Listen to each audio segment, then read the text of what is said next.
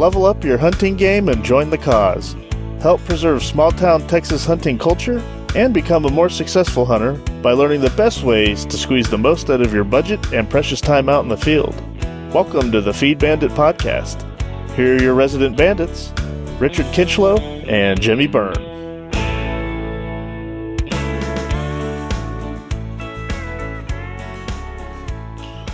Burping up chili. Homemade? Yeah. Deer chili? Oh yeah, our grind. Yeah, oh, that's awesome. Right. Okay, here we go. Howdy, folks. Welcome back to the Feed Bandit Podcast. Jimmy here, burping up some chili. joined by Corn Bandit Richard. What's going on? That was really good. That was really funny because I have been there so many times. I'm doing great. And the fact that you some Tums or something before. Yeah, I was going to say, imagine when you go lay down. You know? At least I got my machine. That kind of helps that. So oh my God, that doesn't ever. God, speaking of, I woke up this past Saturday morning to go teal hunting, which we'll talk about that. And we went to bed at midnight, and I had quite a few to drink, but I didn't like overdo it. I woke up, I'm like, no, I didn't sleep at all, and I don't know why. It's like that. Like when your head hits the pillow, and then your alarm goes off. That's right. Yeah, it's like I didn't sleep at all. Oh God, it was awful. I don't know. I got that stupid small CPAP. I got to figure it out. The travel one. Yeah, it's awful. Is it the same one that I have? Yeah. Like that one? The rest med or whatever. And I asked when I ordered it, I looked at the numbers on my base unit here or whatever, and they're the same, I guess. And then I think about, I wonder if they even set that damn thing. Well, on mine, I have you set it like on your app or something. Like did you never download the app to do that? No. Oh, well, go back to your directions. Oh my God. Oh no. Yeah, there's some sort of, I need to kind of redo mine too. Anyway. Oh no. So you have to set it? Yeah, well, there's something that you do. It's been a while. Back before I went to Mexico, I set it up. Okay. Well, man, that's nuts. Like, okay, when we're done with this, I'm gonna do that because Julie's like, I hate that thing. It's terrible. It doesn't do any good. And of course I'm like, well, every time I wear it, it's when we've been drinking, like in Vegas or whatever. So I mean, it's got its work cut out for it. Doesn't work. Take it back. I mean, yeah, let's take it back. In this world of COVID, we're gonna take it back. Yeah, exactly. Yeah.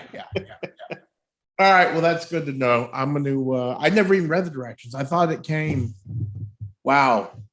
I had to do some sort of test set. Like it makes you breathe. It makes you like breathe normal or whatever. I'm gonna throw up. Like I can't. Like I gotta find the box. I cannot believe this. Oh, she's gonna freaking kill me. Okay, all right. Well, that's good. Thank you. Well, it doesn't mean you have to tell her. Just you fix it, and then right. That's true. I'll go hide in our new house. Yeah, there you go. What are you doing? Are you Jack? Oh, no, I'm not doing that. Okay, yeah. So let's see. Kind of the middle of September, and we've had a couple of dove weekends. 2 of them to be exact.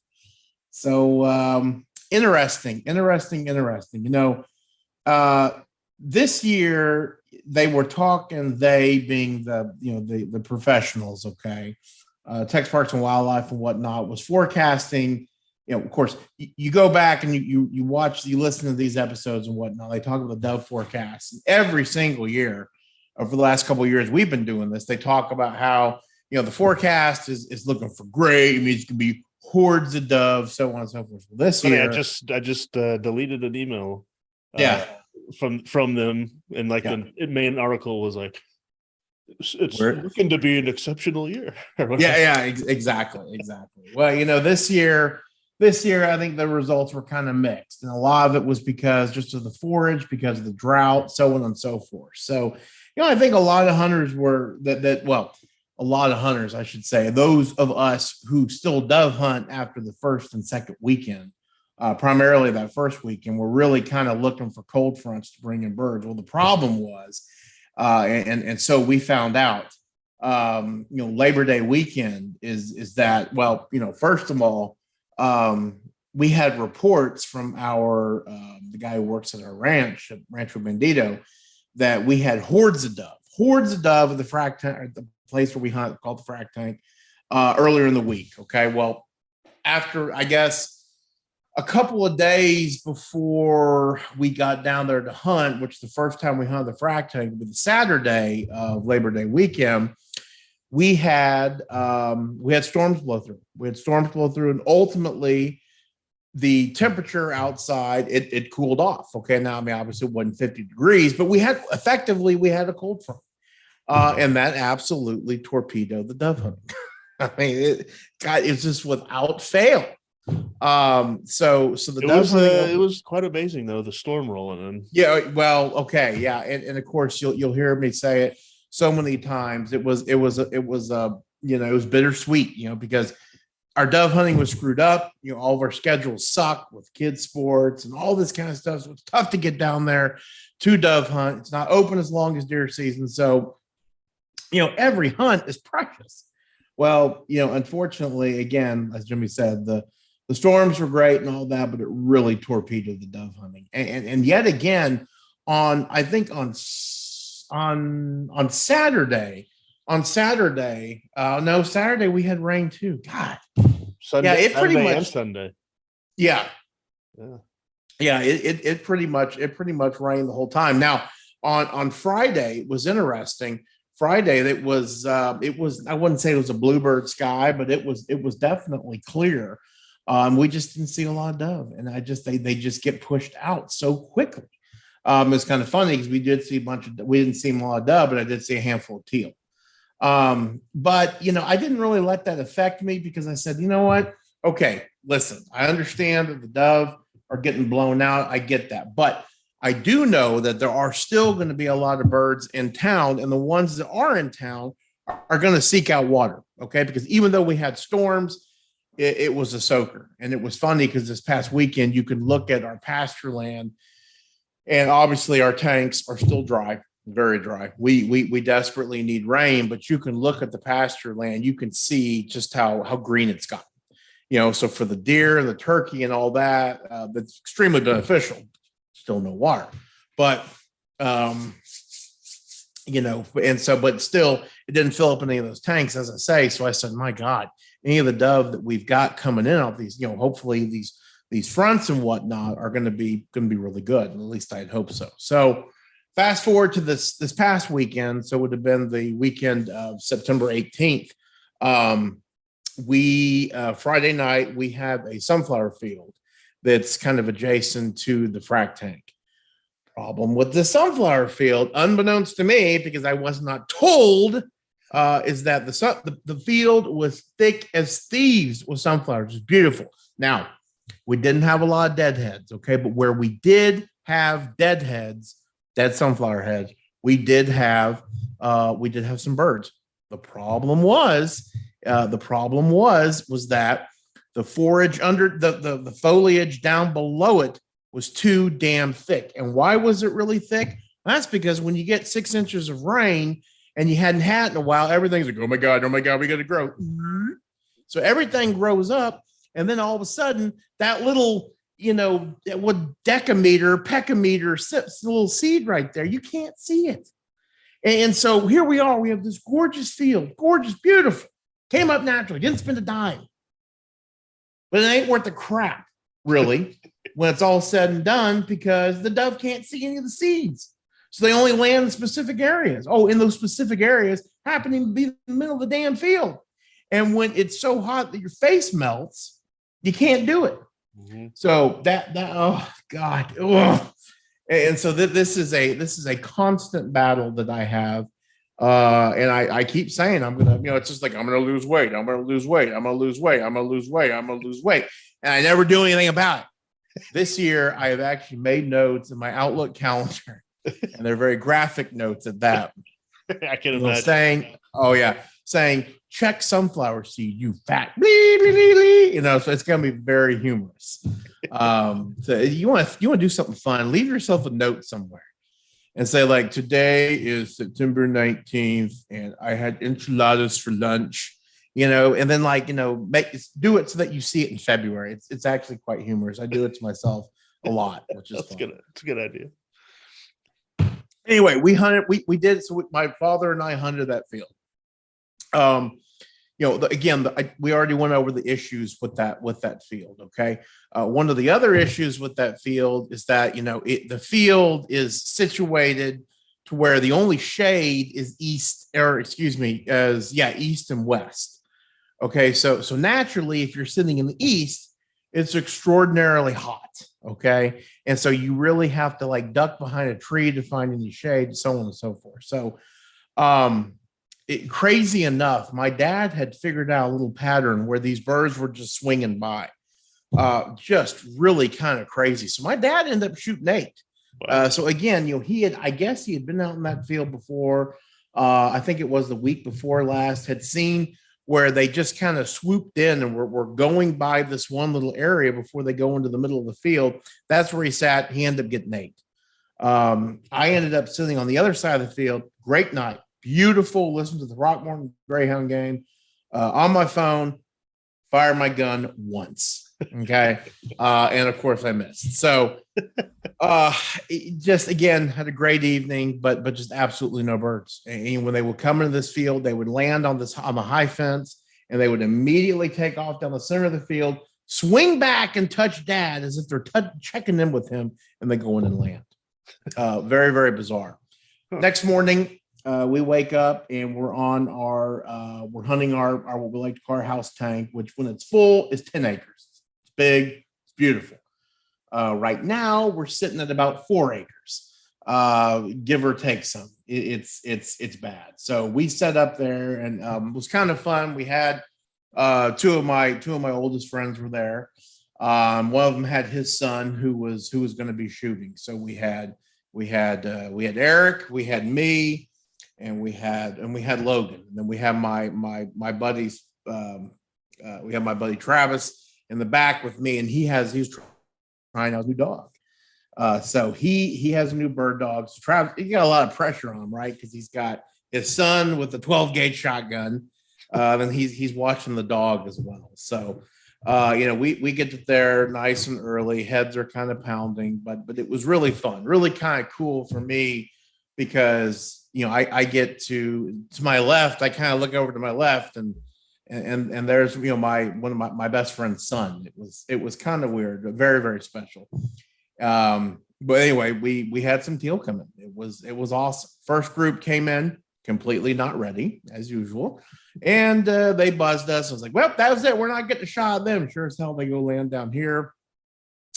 Very, very long story. They ended up getting back up and basically coming right at us, and we led into it. It was a lot of fun. So I've got a video of it. Of course, my camera didn't kick on in time, but we ended up taking 2 teal, which was great. Now, my buddy Eric was telling me, and it kind of dawned on me, because he's not a big duck hunter. We used to jump tanks as kids, et cetera, et cetera. But he says, I don't know what a teal looks like. Well, teal's a teal. Of course, I live and breathe this stuff. And of course, that is one of the biggest problems early season teal hunting is the fact that you've got other ducks in town. Without fail, somebody on Texas Bow Hunter is like, hey, I had a great teal hunt. And they're holding up like 4 wood ducks. And obviously that's super illegal. And of course it's hysterical because that thread will go from one post to like 3 trillion, and all of them are the little emoji with the big eyes throwing popcorn in his mouth. And all the internet game wardens are just going crazy. So, but anyway, it dawned on me. He says, how do you identify teal? I said, well, they're the, so I gave him a lesson, and my, Travis's son's listening. So I'm like, okay. So I said, well, they're the smallest of the dabbler ducks. Okay. The teal are. this. But then he was like, yeah, okay, well, that's great. Well, But related to what? You got to relate. Yeah, exactly. Yeah, I mean, a duck's a duck, you know. And then it kind of dawned on me that, you know, one of the biggest indicators that you've got teal and nothing else are their wing bars. You know, so when you look at when their wings are spread out, you look at their wing bars. You know, they've got that blue, okay, and that blue is just, it sticks out so much that you can't help but know exactly what they are. Same thing with the green wing teal too. Now, of course, the green wing are green.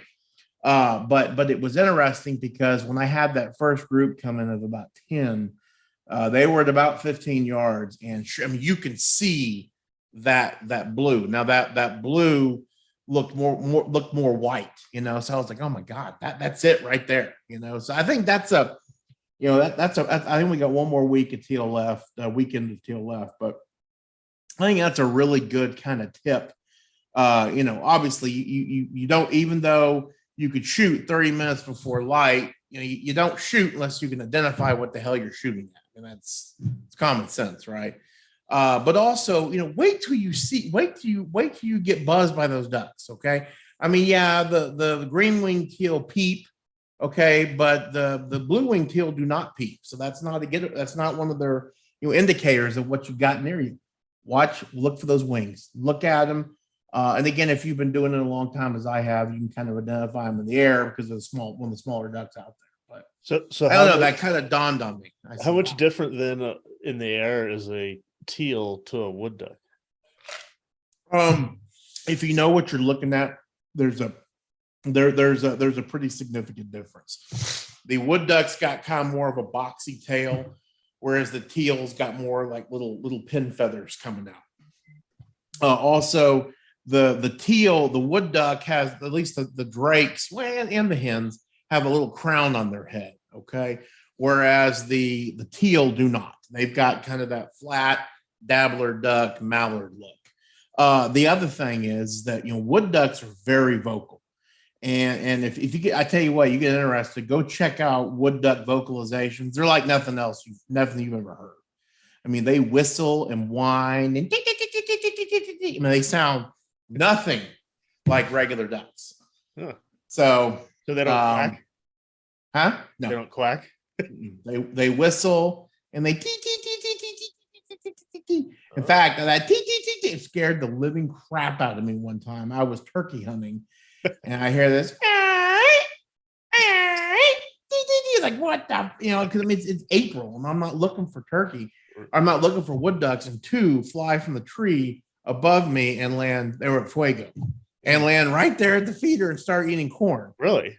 Yeah, which was I got a video of them, which is really cool because then two turkeys walked down. I killed them and I ate all the meat. And wow, so good.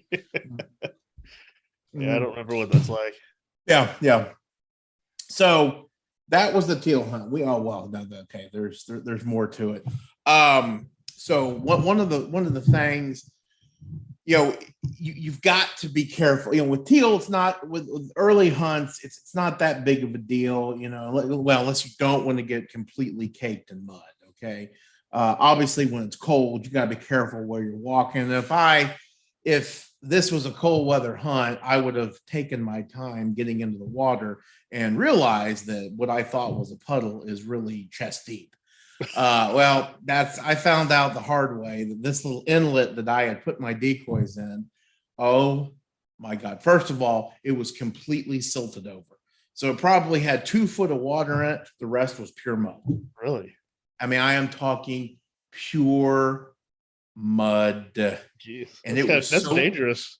Oh, it is very, very dangerous. Of course, I got a good video of it. Of course, my dear friends laughing hysterical as I can't pull my feet out. Why can't I pull my feet out? Because the suction.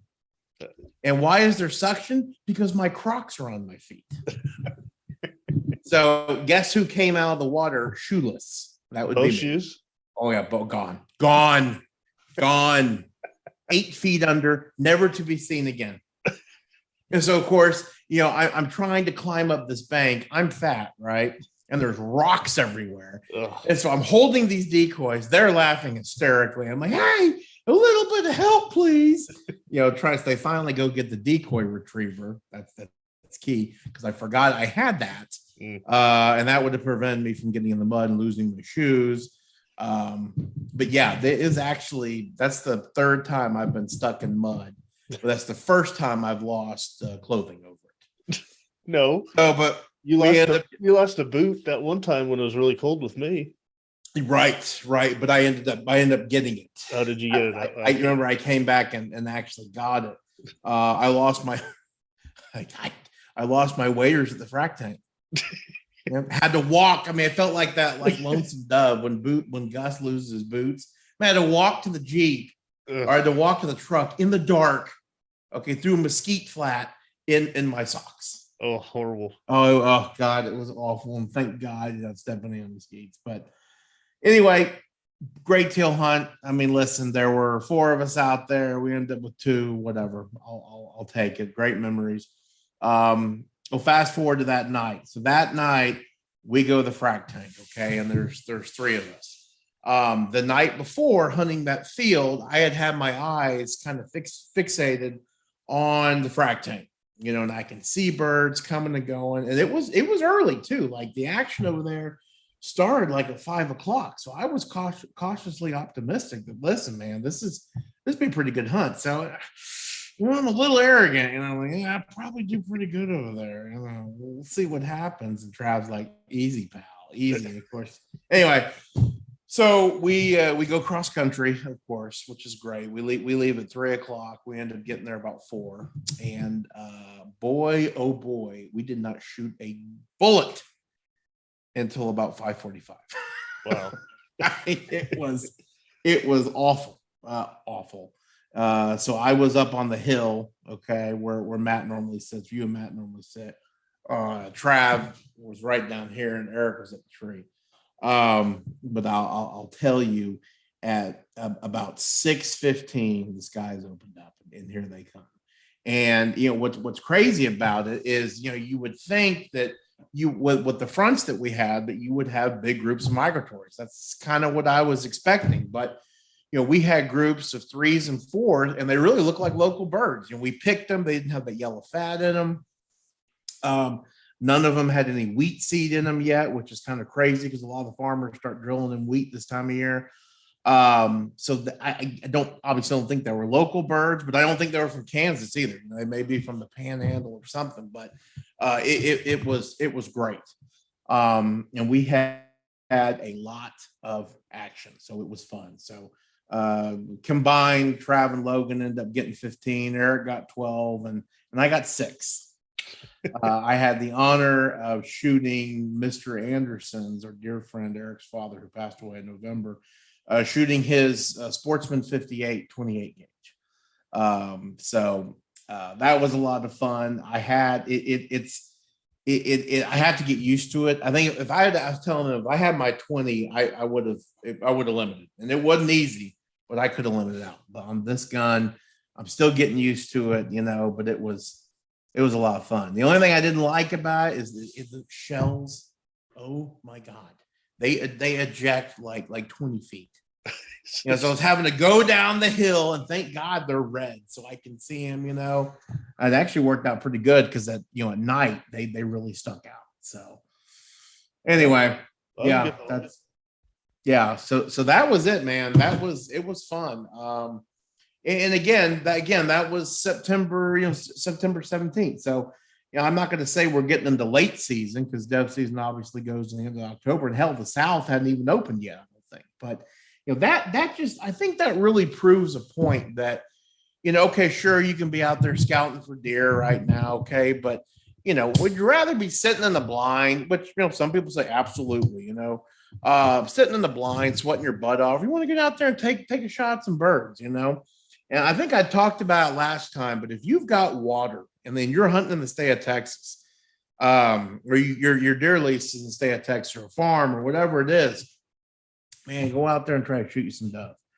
They are keying in on that water because there's not that much of it out there.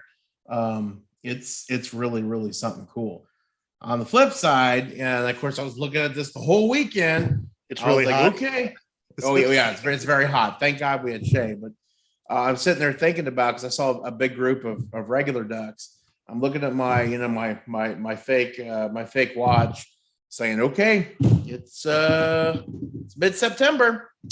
I don't see any storm clouds, so I have no duck real estate, nothing.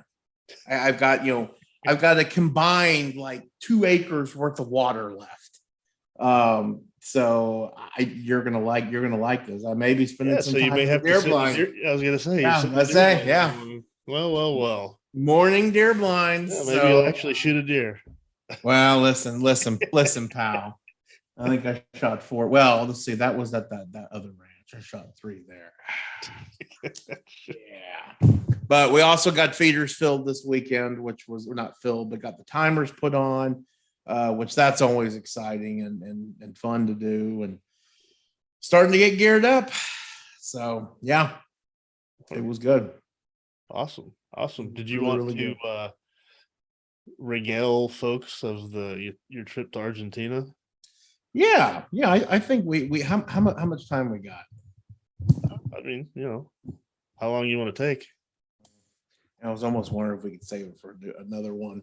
Yeah, when we can. Let's do that, because I may not be back down there until October, and it may not even that. So, back down to Argentina in October. Yeah. My schedule just won't allow.